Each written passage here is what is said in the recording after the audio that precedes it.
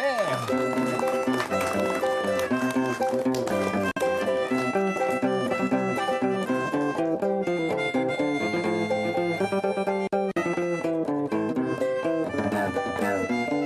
Pri, gimana kabarnya Kang Pri? Alhamdulillah baik. Ketemu lagi kita pagi ini. Kabar rumah tangga istri gimana Kang Pri? Gembira. Saya ini apapun pertanyaan Anda, jawaban saya gembira. Woi. Anak-anak, Saya nggak ditanya aja gembira. Iya kan? resiko-resiko orang terkenal tuh ya ada fitnahnya juga Kang Pri ya? Oh banyak. Banyak dan saya ini juga menikmati fitnah karena semula juga ahli fitnah. Beliau ini Kang Pri GS, seorang sufi pakar fitnah. Bagaimana memotivasi fitnah pembunuhan karakter menjadi kelebihan ya Kang ya? Wah. Kalau ini Mas Kitaro dari Jepang. Mas Yusuf, apa kabar Mas Yusuf? Baik, Gus. Ini Mas Pras, Mas Gun. Dari kelompok apa ini? Kok latihan terus nggak pernah ada ordernya? Tadi ngomong nada sumbang terpadu. Nada sumbang terpadu. Sumbang kok terpadu? Sumbang tuh harusnya dul. Ya.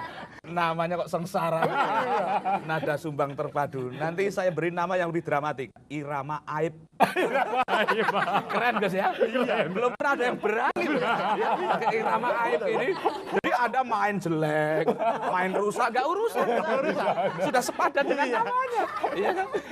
Tapi yang ada terus datang terus ya ini ahli neraka, ahli kubur ya, jin, setan, iblis ini ada terus. Ya. Jangan berburuk sangka. Mereka itu kan sudah buruk. Nggak usah berprasangka sudah buruk ya Kang. Iya. Iya. Begini Gus, jadi buruk Nasibmu itu loh. buruk sangka itu sebuah insting Iya. yang ternyata bisa mengorganisasi di sistem psikis kita ini yang berbahaya. Apalagi di kota besar seperti Jakarta, orang mau ditolong saja itu paranoid. Ya Kang Yusuf? Iya. Betul mau ditolong itu, karena insting menolong itu juga ada di manapun termasuk di kota yang sepekat Jakarta itu. Tetapi insting kita itu Iya. karena dididik oleh mindset untuk curiga, Iya. itu ongkosnya berapa nih? Iya. Ini mau ngapain nih? Kan begitu. Nah, kita lihat bagaimana gambar-gambar ini, kita studi dari para datuk-datuk ini. Di gambar ini ada Thomas Alva Edison. Thomas Alva Edison, penemu lampu ya Kang? Sebetulnya dia penyempurna lampu pijar itu. Oh, Karena penyempurna. sebelumnya sudah ada namanya volt, Volt ya, oke. Ya. Iya. yang jadilah voltase sekarang itu. Iya. Jadi beliau ini yang membuat lampu pijar itu menjadi tahan lama dalam menyala. Dulu hanya dalam hitungan menit dan jam. Jadi saya kira ini juga sofistik juga. Iya. Bagaimana menangkap realitas yang maya menjadi cahaya. Di Indonesia juga sudah ada pengembang listrik, namanya Pak Token. Sekarang kan pakai token kalau masukin pulsa listrik itu. Ya dulu ada yang namanya Pak Dahlan Iskan juga. Lama-lama ngawur kita ini kan. Jadi kekuatan prasangka baik itu pernah dibuktikan oleh beliau. Dia membuat penelitian yang sedemikian rumit, Iya. ratusan kali gagal sebelum menemukan kekuatan lampu pijar menyala lebih lama. Ketika sudah mulai sukses, pabriknya terbakar, habis, bayangkan. Walaupun menyala besar sekali membumbung tinggi, ketika Edison dilapori, pabrikmu terbakar. Kita, anak-anak muda ini cemas melihat apa reaksi orang itu. Iya. Kan ada, kita ini kalau mendapat musibah, kolaps. Kesadaran, loss misalnya ya. Kepanikan merajalela. Iya. Edison ini memberi kita sebuah frasa yang luar biasa dalam sejarah. Manggil istrinya, istriku, sini. Sama sekali tidak ada raut panik, walaupun kita tidak mengerti. Iya. Tapi dia memanipulasi otaknya dan jiwanya dengan sebuah ketangguhan. Istriku, tontonlah api di pabrik kita. Kapan lagi kita akan melihat api seindah ini, gitu kan? Wah, tahu seindah ini, Mas. Bakwan, ya. Musisi nggak usah. Nanti tangannya berminyak nggak bisa main. Bukan. Orang yang ramah rezeki dan tidak itu kelihatan. Sesuai amal perbuatan kan. Iya. Makasih Kang Pri. Ini amal perbuatannya jelek ini. Iya, nggak dapat rezeki. Ya. Luar biasa. Dengan sebuah kecelakaan yang menurut kita sangat dahsyat bisa Iya. dimaknai dengan positif ya, Pak. Iya. Bahkan redaksionalnya saja itu diubah. Itu bukan kebakaran, kembang api. Wow. Iya kan? Dan jangan remeh. Bentar, Kang. Tadi begitu ngomong kembang api, saya akan bilang, kembang api. Gimana? Ekspresinya sampai kembang api. Biasanya kalau kembang desa ya, gini, Ke belakang, kembang api gitu. Iya. Menghayati sekali gitu loh. sesuai dengan konteksnya. Kalau kembang-kembang itu cepat sekali dia. Cepet soal kembang, tuh emang Kecuali- gerakannya langsung berubah gitu kan. Enggak, aku mau jadi merah padam.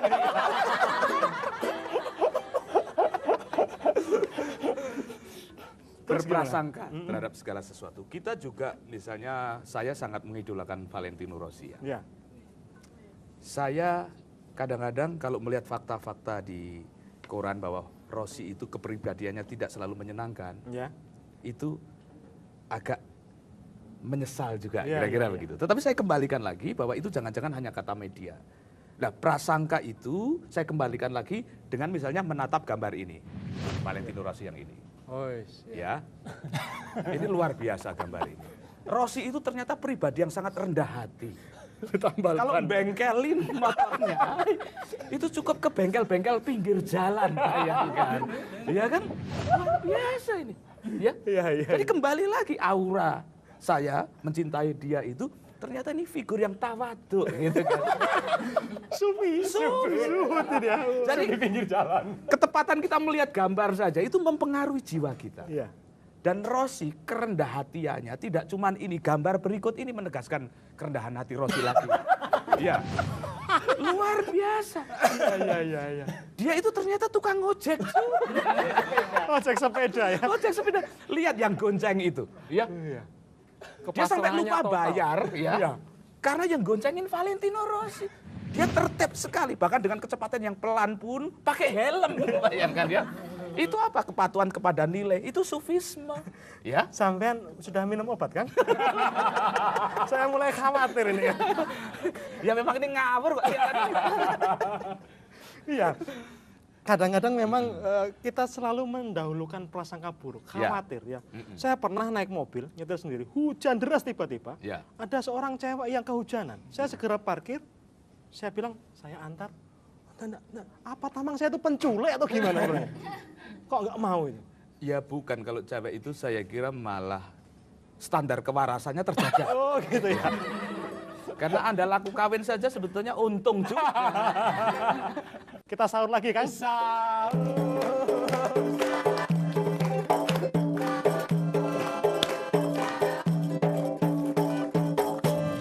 Jangan berprasangka buruk kepada matematika Allah. Iya. Hanya mentang-mentang kita sedang diberi unsur minus, kita merasa sedang dikurangi.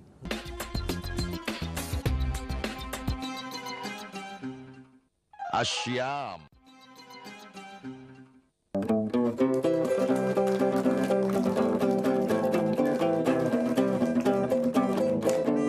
Soal perkawinan tadi Kang, seperti yang saya bilang tadi. Yang mau kawin, yang mau cerai, jangan diawali dengan prasangka buruk. Ya kan? Seringkali ketika kita akan menikah, kemudian yang membuat kita ragu-ragu adalah prasangka buruk. Wah ini nanti masih kurang nggak penghasilan segini untuk menghidupi rumah tangga. Ya. Nanti kalau punya anak bagaimana, ongkosnya seperti apa. Juga ketika mau di ujung-ujung perceraian, sudah ada ancaman perceraian.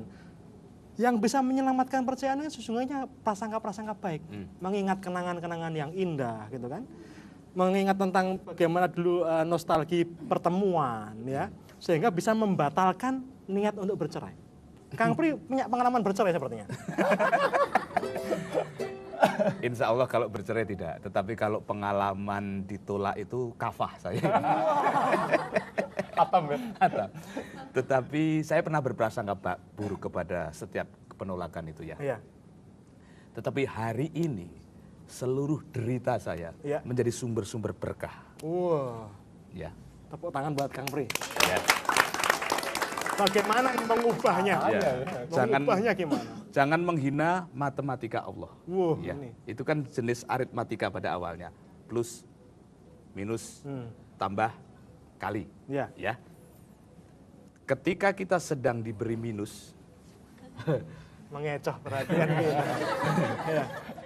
Sufi kok matanya liar. Ini makrifat Mas. Mari sampai detail begitu. Detail, ya. Setiap gerakan terawasi. Iya. Gimana tadi Kang? Jangan berprasangka buruk kepada matematika Allah. Iya. Hanya mentang-mentang kita sedang diberi unsur minus, kita merasa sedang dikurangi. Iya. Ya. Itu hanya prosedur barangkali untuk membuat faktor tambah di kelak kemudian hari. Dan setelah faktor tambah, padahal itu bukan satu-satunya faktor menambah, ada juga faktor kali. Orang-orang besar itu adalah orang-orang yang selalu sudah masuk faktor kali. Ya. Iya. Jadi kita sudah pernah singgung, honornya Valentino Rossi itu faktor kali. Di setiap balapan itu hanya satu putarannya itu sekian miliar muter. Sampean gonjrang-gonjrang setahun rong tahun. Sampai itu. Maksimal itu sudah gini. Ini sampai gitarnya lenyap dari muka bumi. Dulunya bulat loh. Sampai jadi segitiga. Nggak kaya-kaya. Gus Yusuf, Anda pernah punya prasangka baik kepada hidup tidak? Atau prasangka buruk kepada diri Anda sendiri? Sebelum sampai pada pikiran yang sekarang, saya termasuk orang yang berprasangka buruk terhadap diri sendiri. Kebetulan Kebetulan modal Anda cukup ya. Saya dulu waktu masih sesat, rambut saya begini. Insaf sekarang ya? Sekarang insaf. Ciri-ciri orang insaf kan kelihatan. Sesat. Gimana? Jadi prasyarat keburukan itu semua muara di tubuh saya gitu. Jadi buat minder lah. Satu saat kesempatan misi kesenian ke Prancis, ke daerah Marseille, ada beberapa negara, ada Rusia, ada mana-mana segala macam. Lewat wanita-wanita cantik sekali Kang Pri. Wah normal tertarik ya. Tapi dalam hati Anda ini normal. saya bilang gimana ya? Kalau bagaimanapun teringat film-film kan, maklum baru datang ke daerah barat sana. Nggak tahunya habis main ada wanita yang sangat memperhatikan saya. Cantik dia? Cantik.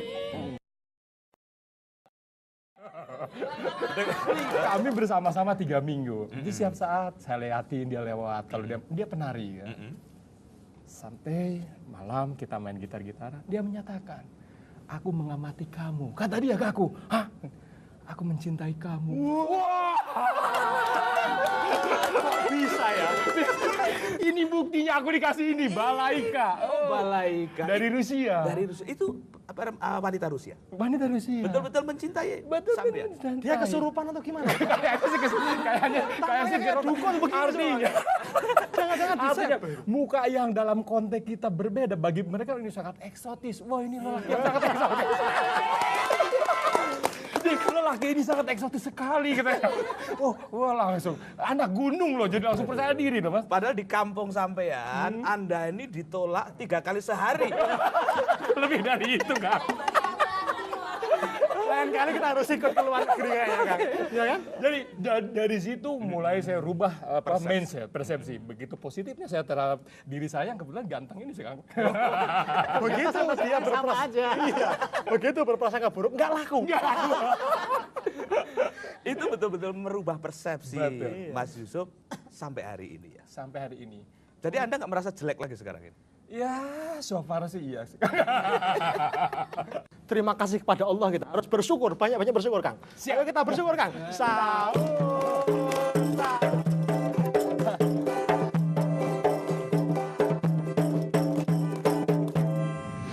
Kalau ada pengemis, dia paling buru-buru meminta uang recehan dan berkata sopan sekali kepada pengemis itu, Bu, besok datang lagi ya.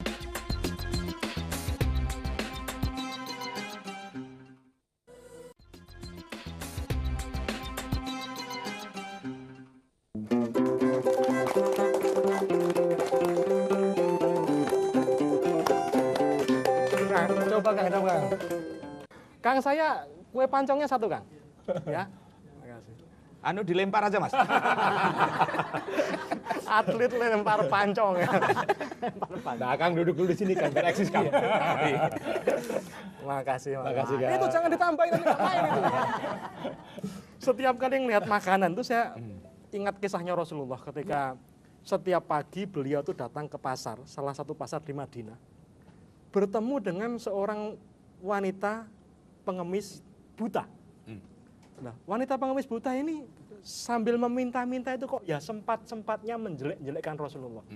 Padahal mohon maaf karena tidak bisa melihat kan belum pernah melihat sosok Rasulullah. Beliau itu selalu mengatakan bahwa Muhammad ini jangan kamu ikuti, dia ahli sihir, ya kan?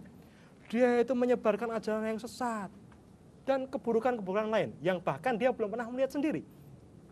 Tapi Muhammad ini sabar sekali. Justru ketika perempuan pengemis ini sedang menjelek-jelekkan dia, dia ikuti. Dia kasih uang. Terima kasih, kamu harus begitu. Ya, jangan kayak Muhammad itu pelit sekali. Ya, diikutin terus sabar, sampai capek dia diam gitu. Sudah makan, Mbah? Belum. Ini saya sambil ada rezeki nih, saya suapin ya. Oh, terima kasih. Disuapin Muhammad itu sambil menjelek-jelekkan Muhammad. Karena dia tidak tahu bahwa yang sedang menyuapi dia itu seorang nabi besar akhir zaman, ya. Nah, waktu berjalan sampai pada akhirnya Rasulullah wafat. Abu Bakar datang kepada Aisyah, bertanya kepada Aisyah, apa sunnah Rasul yang mungkin aku terlewat? Kata Aisyah, nah, Kanjeng Nabi itu suka menyuapi orang buta yang selalu menghina dia. Nah, Abu Bakar datang kepada wanita itu, disuapin gitu kan, sambil menjelek-jelekan. Tapi ini karena instingnya sangat tajam ya orang buta itu. Nah, ini siapa? Kamu siapa? Saya yang setiap hari datang, yang setiap hari nyuapi. Tidak mungkin. Gerakannya berbeda. Dia hafal ya. Hafal. Ah, ini kok mulutku kamu sorong ke sana, kamu sorong ke sana. Biasanya nggak begitu. Biasanya pas, artistiknya pas. Set gitu ya. Ya, ini beda. Sampean ini mau serius atau mau lucu? Terus. Sufi kan? Nggak apa-apa. Sufi itu harus bisa memodifikasi kenyataan. Terus?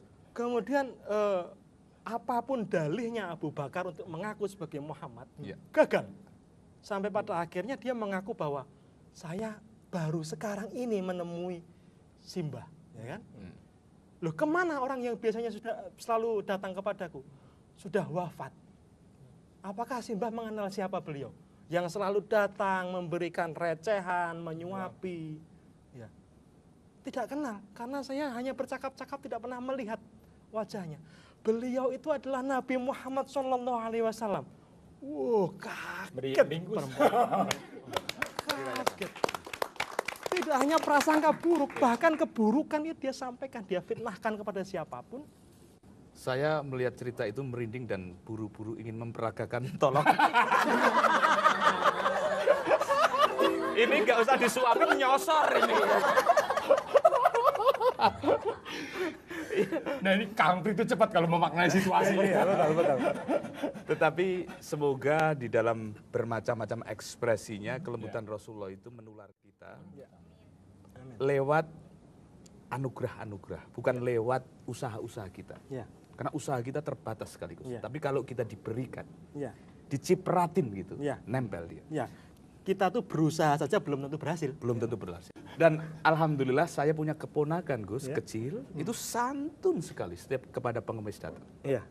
Kalau ada pengemis, dia paling buru-buru meminta uang recehan dan berkata sopan sekali kepada pengemis itu, Bu, besok datang lagi ya. Ini belum pernah ada retorika yang meminta orang pengemis datang setiap hari ini. Ibunya stres kok. Bisa datang dia nanti ke rumah. Ya. Lapangan pekerjaan Ini baru. jadi pengemis abonemen ini. Pengemis abonemen. Iya kan? Tetapi jangan-jangan ini cipratan-cipratan energi tinggi itu ya Gus ya. Iya. Dan kalau kita dicipratin, semogalah momentum Ramadan ini, aku sebetulnya tadi itu merinding. Cuman kita ini kan harus lucu. Iya. Ya. Iya. Jadi kan merinding kok sambil lucu kan Nggak bisa. Gagal nanti. Ya. Supaya kita terpana ya. Dengan kisah itu kan kita terpana gitu, takjub gitu. Saya tadi mulai luhurnya gitu. Semuanya terpana. Iya, Saya terpaksa lucu lagi kan. Kalau nggak gitu nggak. Karena cerita itu sendiri begitu kuatnya, begitu memberikan inspirasi yang luar biasa dan kita larut di cerita itu. Iya. Ada yang bisa bicara di antara kalian? Ayo. Bicara Berdiskusi. bisa semua. Diskusi lah. Bisa ngomong semua. Ada yang mau dijawab? Enggak, bertanya mungkin. Oh, pertanyaan. Oke. Ya, boleh, Iya, boleh. Kang Fri. Jadi Iya. berhubung tema kita kali ini tentang positive thinking ya. Iya. Jadi di sini Dinda mau bertanya. Dinda. Jadi Bentar. Dari bentuk bibirmu, terbayang kebohongan. Nama aslinya siapa? Weh, siapa? Dinda atau Kanda? Tanti, nama asli Tanti. Tanti. Cuma panggilan dari orang tua ke anak itu Dinda. Oh, kalau lagi dapat orderan gitu Dinda ya. Tapi nama kecil kan Selamat tuh kamu. Sudah. Nah, jadi Silakan, gini, Dinda. bagaimana caranya mengaktifkan dan menumbuhkan pemikiran positif yang ada dalam diri terhadap diri kita. Oke. Ketika seseorang itu memilih, ketika seseorang Bayangin, dia tuh mikirnya lama sekali cari nama yang bagus. Ramadan itu untuk beribadah, bukan untuk curhat. Iya. Kamu diputusin siapa itu? Wah, udah ikhlasin. Saya ini masih jomblo. Gampang. Bagaimana mengaktifkan sudut pandang positif kan? Ya sudah aktifkan. Sesederhana itu. Ada orang bertanya kepada saya, Gus, Iya. Kang Pri, bagaimana berhenti selingkuh? Mudah, berhentilah. Wah, Nah, apa yang salah dari jawaban ini? motivator kok segitu ya ilmunya ya. Motivator ngambekan. Kalau honornya besar, baru aku pertanyaan. Iya. Ini kan gratis. Ini kan gratis. Tapi begini untuk sopan santunnya, aku tambahin lah. Iya, boleh. Masa promo. Masa promo. Jadi, ada penguat-penguat pikiran-pikiran positif yang bisa diundang. Ya, itu ialah dengan membayangkan nilai-nilai yang akan kita nikmati di kelak kemudian hari. Itu pengundangnya. Ketika kita sedang memperagakan keputusan itu barangkali tidak mudah. Tapi kalau membayangkan nilai yang akan engkau tuai di kelak kemudian, baru ketidakenakanmu itu mengenak pelan-pelan. Ya, kamu diputusin, nggak usah cerita sakitmu, aku terbayang. Karena soal itu katam pengalaman. Saya ada juga. Iya kan? Tetapi hari ini pemutus-pemutus itu, ya, bahkan melamar jadi istriku pun, aku belum tentu bersiap. Puitis banget ya. Dahsyat. Karena ada yang bentuknya sudah seperti kerombong kerupuk. Ya, artinya itu tidak menyakiti hidup kita. Itu hanya menyakiti perasaan kita pun saat itu. Iya. Perasaan ini hanya kabut dalam pikiran kalau Rendra. Woi. Ya. Jadi hanya diusir sebentar saja, pikiran kembali jernih. Punyalah mental untuk mengusir kabut. Ya, Jadi keburukan itu harus diusir ya Kang ya? diusir. Pergi. Nah, Tuhan itu juga seperti itu Kang. Tuhan itu sesuai dengan persangkaanmu. Sip. Jadi kalau saya menyangka Tuhan saya itu maha kaya, maha pemberi, maha penyayang, maka hidup saya selalu bahagia. Sahur.